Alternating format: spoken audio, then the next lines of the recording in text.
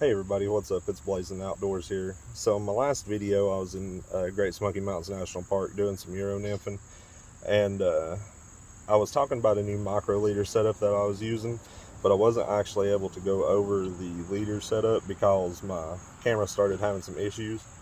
So I'm out here at the truck right now. I'm getting some stuff together, and I'm going to go fishing in the morning.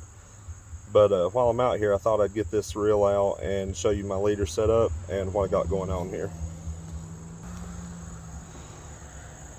So this is my Cortland braided core EuroNymph fly line. On the end of it, I have a micro loop tied, and my leader is just tied to it with a regular clinch knot. Now the leader's tri-colored, and I've got about 18 feet of this tri-colored leader, and this entire leader is just nothing but 4X cider material. I believe it's a 0.18 diameter, if I'm thinking correctly.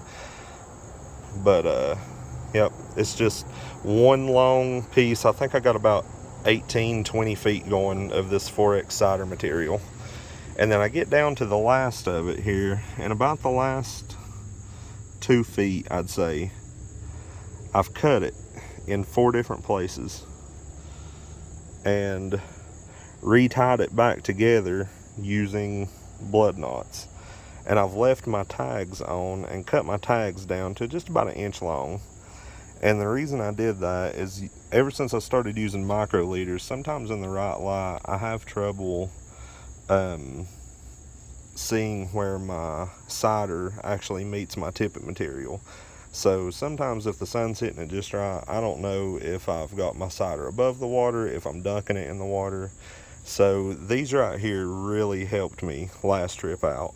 I could pick up on these quick, and I could see where they were at compared to my tippet material. So I knew 1, 2, 3, 4. You know, once I saw that 4th tag piece sticking above the water, that my tippet was just right down below it. So I always knew where my cider was compared to my tippet and the water surface. So yeah, right there on the end of that, got my tippet ring, tippet. But that's all it is.